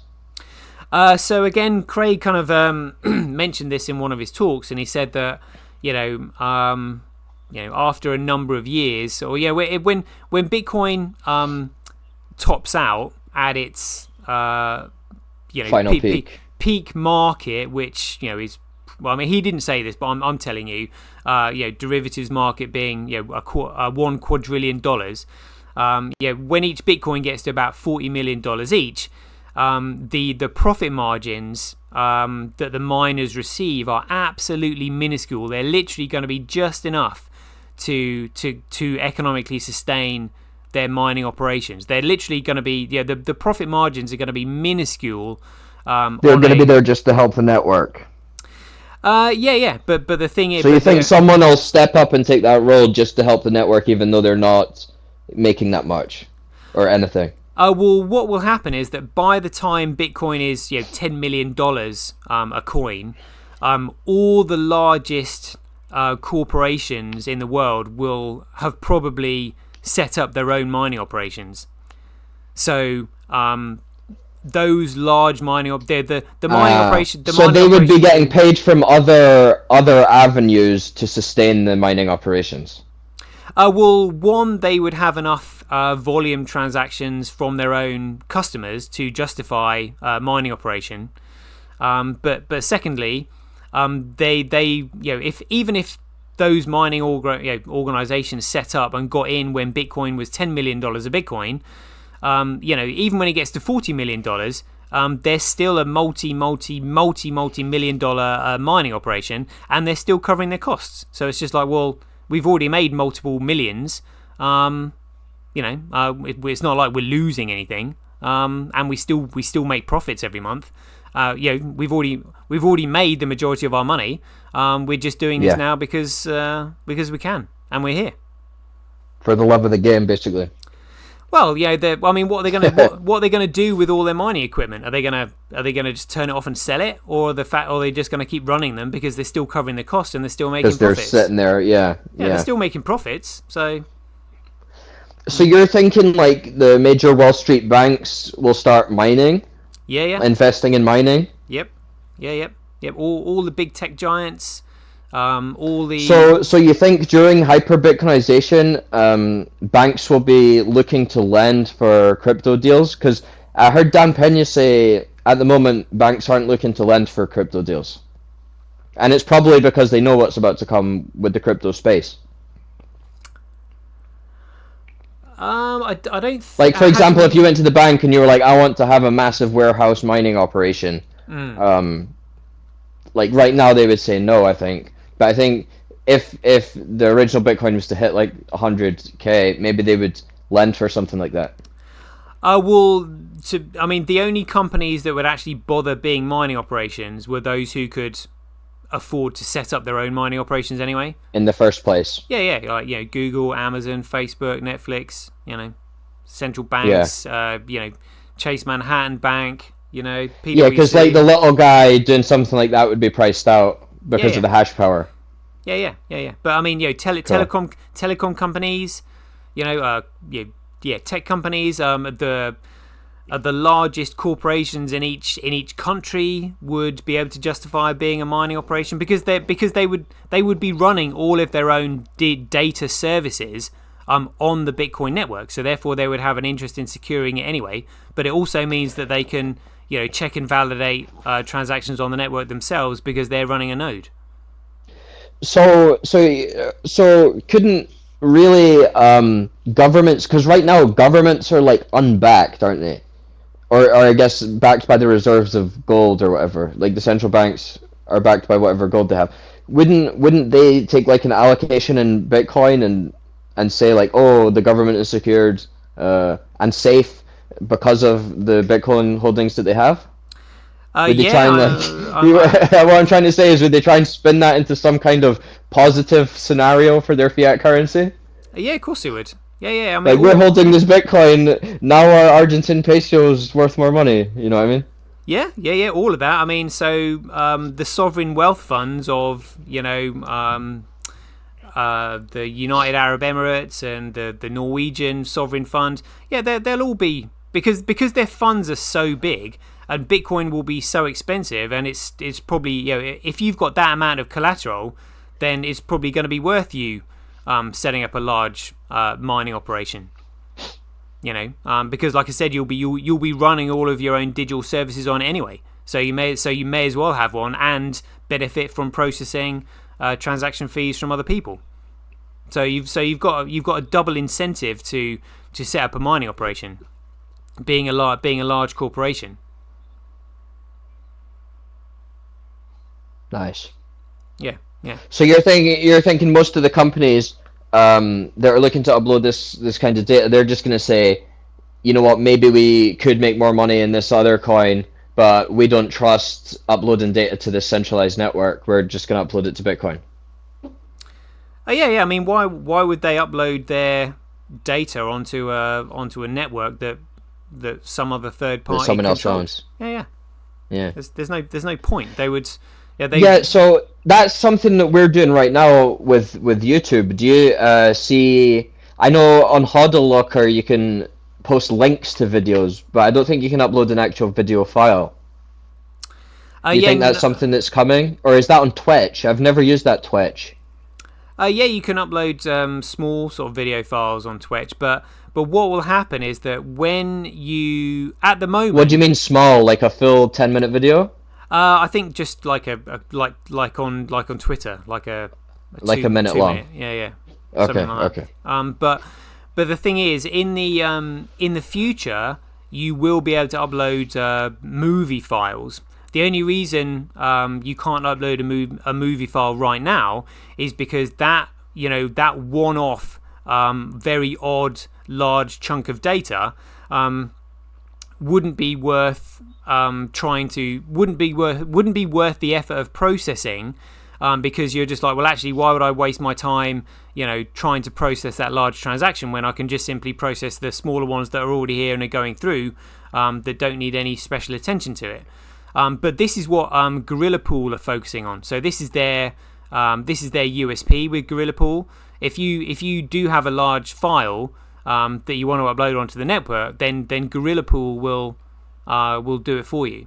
But you process the transaction. Yeah. But in the future, when more and more people use the network and there's more and more data being uploaded to the network and the block size starts to increase, then more and more people start using it for music tracks and video files and podcasts and all that kind of stuff, and they become commonplace transaction sizes, then the network will process it. Yeah, because ideally I'd not be uploading to a platform like this. I'd be doing it on a blockchain that can't be removed. Yeah. And then just have a Word document with a link to all my posts so that they can never be changed. Yeah, exactly, yeah. And if I want to delete one, I just take it off the Word file and no one needs to know about it. You know what I mean? Yeah, something like that could easily happen. Yeah. Yeah, because they need to make a YouTube type platform with Bitcoin. I think that would be a game changer, and you can tip people in Bitcoin, almost like Hodl Locker, or if they just updated Hodl Locker so you can upload raw videos on there. Yeah. Well, I'm hoping. I've got what's the word? Expectations from Blaircast. Hopefully, one day. They're marketing themselves as a music file and video hosting platform using BSV. So what's this one called? A Blaircast. Blaircast. Yeah. So Blaircast was actually the concept was brought up by the chap who runs the Bitcoin SV channel. He hasn't been around for a while. I might give him a ring, find out where he's gone. But yeah, he's been working on this Blaircast project for I don't know, couple of years now, at least maybe 3 years. Jeepers. I mean, great concept. I've seen the they've got patent technology for doing payments on the platform. It looks great. It sounds really good. But just yeah, it says here content creators to sell their exclusive digital content at any price to their fans. Yeah. So it could just be like a microtransaction. If you want to watch it, it's 10 cents or something. Yeah, something like that. Are you looking at the website now? I haven't actually looked at the website for a while. I'm just on their Instagram now. Oh, Blaircast. Cool. Yeah, it seems quite cool. I'd say maybe they need to change the name. Because when you first hear it, I typed in Blair like someone's named Blair. Oh, I see. Gotcha. But Blair means to shout loudly, doesn't it? Yeah. Yeah, I guess it could work. Yeah, it could work.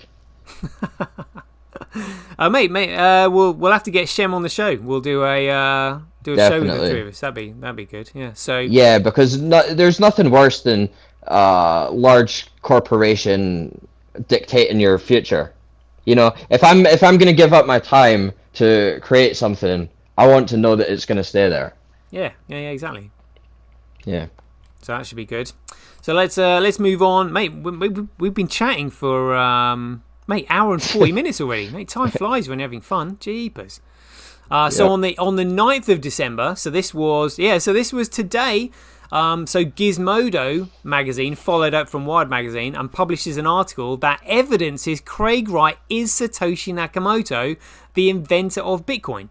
And the article was actually titled, "Here's all the evidence that Craig Wright invented Bitcoin." And it's still up. How crazy is that?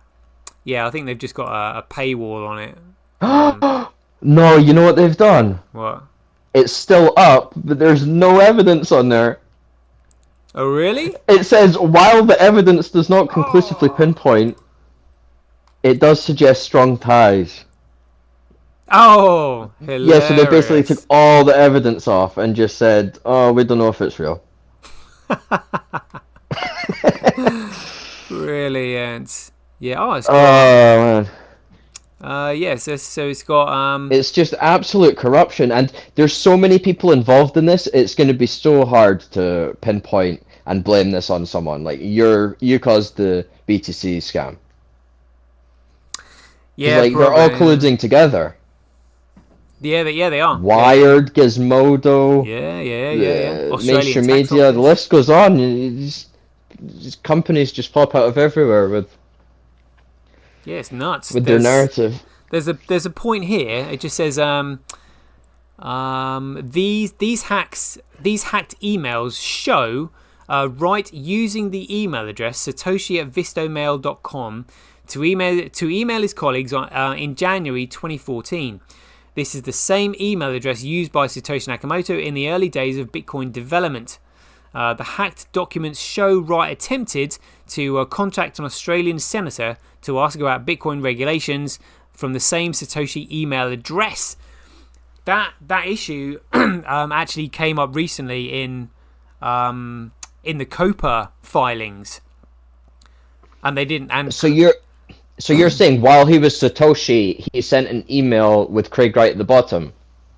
Yeah. They CC'd in Craig Wright using that email address, satoshi@vistomail.com. Oh, so Satoshi CC'd in Craig Wright. No. They CC'd in Craig Wright, and Craig Wright's email address was Satoshi@Visto. I see. Email Satoshi@vistomail.com, and that was back in 2014. So again, it's COPA has shot themselves in the foot again.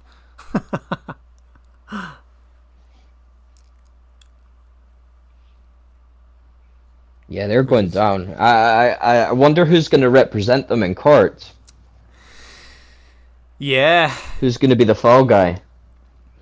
Yeah, I mean, it's going to be explosive. It's going to be really explosive. There's another one that says the hacked documents include a transcript from Wright discussing Bitcoin with the Australian Tax Office.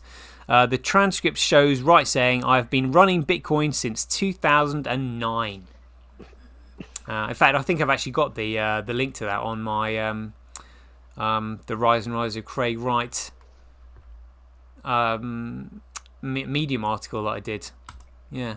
And on the same day, which was today, back on the 9th of December 2015, the Australian police raid the home of Craig Wright in relation to being the man behind the pseudonym Satoshi Nakamoto, the creator and inventor of Bitcoin. And this was in the IB Times, so International Business Times. So it says here, Crazy, man. Bitcoin inventor exposed, ? Police raid home of Craig Stephen Wright, alleged to be Satoshi Nakamoto. Hours after two US technology publications named a man living in Sydney as the creator of Bitcoin, police raided his house on the 9th of December. However, police claimed that their action was part of an investigation under the Australian Tax Office and not as the result of reports.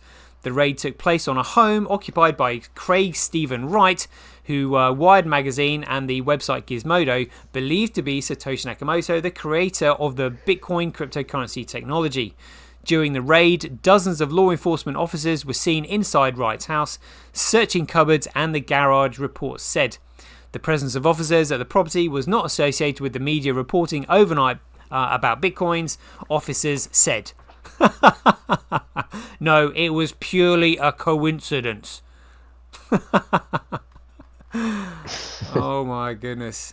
Right. Mate, there we go. That's been a 1 hour 43 minute show. We'll leave you there just so that other people want to listen in. Do you want any other questions that you want to put to me? Yeah, I had the one about the decentralized borrowing platform.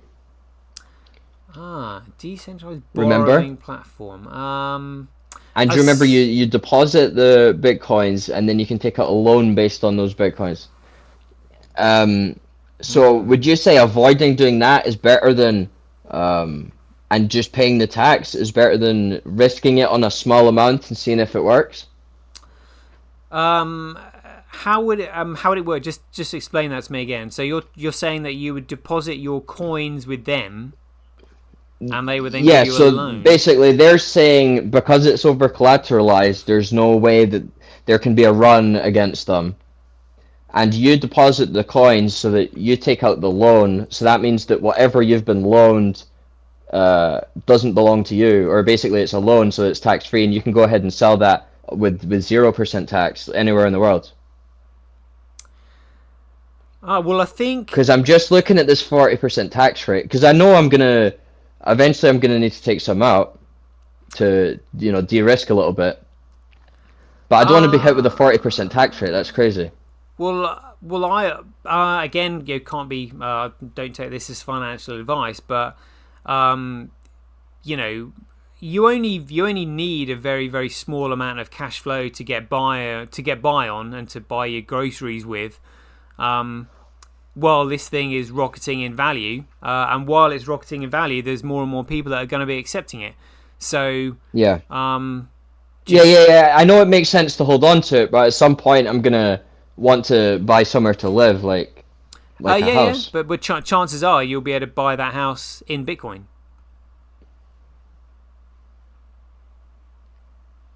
Yeah.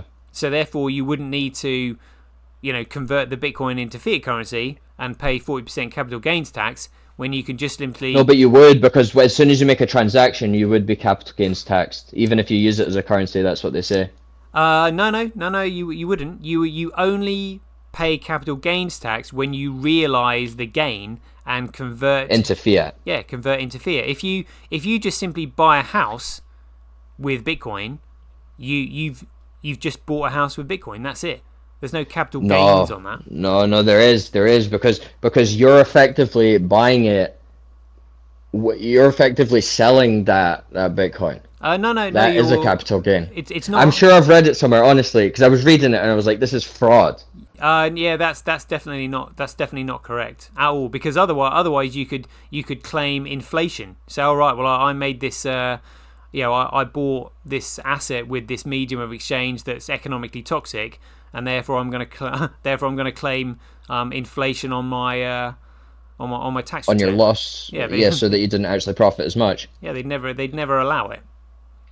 It's a capital gain is only created when you realize that capital in the form of liquidating it into another currency. That's it. Okay, so if you're to just go ahead and spend it, then just the normal taxes of buying the house would apply. Yeah.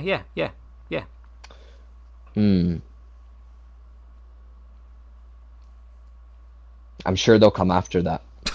Well, they're probably going to try, but the fact is, there's only so much criminality they can invent before people go, but what they'll never do, but what they'll, and this is what brings me back to this platform is, they'll maybe try and come after that, but they'll never come after taking loans against your assets as tax-free, because that's how the wealthy stay wealthy without selling their stuff, is they'll just ride up that massive appreciation and take a loan against whatever they own. And it's likely to just keep going up anyway. I see what you're getting at now. Right, got you. Yeah, so the difference is that the asset that they are taking the loan against cannot be used as a medium of exchange. That's why they do that. Whereas Bitcoin is a medium of exchange, which is why they wouldn't need to do that. Yeah. If that makes sense. Yeah, if you own a massive. So you're saying hold it until all the, like, for example, Wright move, until they're saying you can use Bitcoin with us. Yeah. Okay. Yeah, the entire world will be accepting Bitcoin as a medium of exchange, because why wouldn't you? If you're not a miner, how else are you going to get it? And if it's going up in value, you will offer goods and services in exchange for it. And some people will be so desperate for it, they're just like, look, don't give me that fiat currency bullshit. Buy Bitcoin with it and pay me in Bitcoin. Yeah, because if they receive the fiat, they're just going to trade it for Bitcoin anyway. Yeah. And because the fiat will be on the Bitcoin network. Yeah, and it's a ball ache. I feel like whatever fiat currencies they launch on the Bitcoin network will just ultimately go to zero, because everyone's just going to keep trading it in for the network it's on, the base layer asset. Yeah. Yeah, that is exactly what's going to happen. So they'll, because they're talking about getting rid of cash, but they might even need to keep cash just to stop people selling into Bitcoin. Yeah, yeah, You know what I mean? yep. That's exactly right. Because if you've got some cash lying around, you'll just be like, oh, I'll just keep it until I need to spend it. But if it's actually right there on your wallet and you can just in 2 seconds trade it in for Bitcoin, I don't see why they would leave it there in fiat. Yeah, especially if Bitcoin's for a going up. significant amount. Yeah, especially if Bitcoin's going up in value and fiat currency is going down. What are you going to do? You're gonna leave it in an inflatable, in an inflatable form where the value is constantly being, reduced, or are you going to put it into a fixed asset where it's constantly being increased? So you're saying the end game for these central banks could actually be no more in the long run? Like Bitcoin might just swallow everything, like because they might launch these CBDCs on Bitcoin and they just keep failing, and then people are like, "Just this is stupid. We all need to agree to get on the network." Potentially, yeah, potentially. Wow. Yeah, but again, just in the realms of speculation. But yeah, you're bang on with your train of thought and logic. Yeah, we'd see a resurgence of the middle class again. We'd see a resurgence in small businesses again, mate, because small businesses could survive and thrive using an asset that's appreciating in value as a medium of exchange. Yeah, because they'd be the ones raking in all the money. Well, yeah, I mean, they can afford to stay in business because the medium of exchange that they're accumulating is increasing rather than decreasing. It's going to be so hard to... So Craig was talking about like some VAT solutions and stuff so that the governments could still get paid. That would be quite hard to implement though, no? With the base layer Bitcoin, it'd be easier with a fiat second layer. So basically the government, that's not something that the government would be able to enforce. It would be something that they would be relying on people to do. And that's the difference, because at the moment you've got this totalitarian government coming in, saying, right, saying you must do this. And you must do this, you must do that, and if you don't, we're going to close your bank account. We're going to instruct the bank to take it from you. We're going to come to your house and steal your car, take your house off you, all this kind of stuff. Suddenly, when people are using Bitcoin, they're just like, oh, actually, rather than being heavy-handed big brother, we're going to come to you cap in hand, going, oh, please, we'll work for you now. Yeah, we'll Please tell us where you're transacting. Oh well, no. Please tell us what you'd like us to do for you, because we're your public servants. We would like you to pay us, because they can now no longer, jump in bed with the banks, and the banks go, here you go, mate. Do as you're told. Here's here. the fiat. Yeah. So it's like I said, it puts everyone on a level playing field, which is what the banks don't want, because at the moment the banks have got power. If it was a real, it's like they lined up all these kids, and they're like, take a step back if you've got like a single mother household, take a step back if your family's poor, like and all these kids like took a step back with all their like disadvantages, and then they got them to run a race, and of course the kids at the front won the race because they had a head start. Yeah. So, like, I feel like if it was a level playing field, a lot of these people, they would have that massive head start, but people would start catching up to them. Yes, because they wouldn't be able to operate at the same level. Like, when you've been brought up just with everything, you can't operate at the same level as someone that's, like, both their parents have died, and they've got, like, this chip on their shoulder, and they're, like, hungry, Yeah, absolutely. Yeah, it brings the level playing field back, and... this, it's the smartest, the smartest players are the ones who are going to who are the ones that are going to benefit first, because they're smart, and that's it, and they're the ones who deserve it. They've done the research. They've recognized that Bitcoin is BSV. Oh, right, I recognize that Bitcoin is BSV before the rest of the market. I'm in.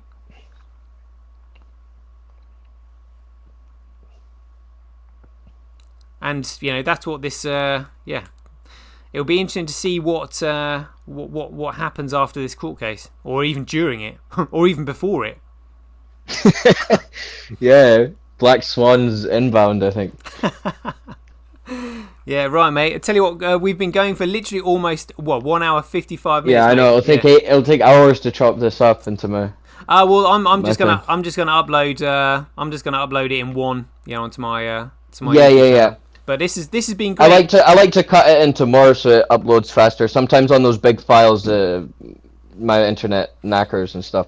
Ah, gotcha. Well, we'll And tell I you feel what. like it gets more views when I chop it up as well.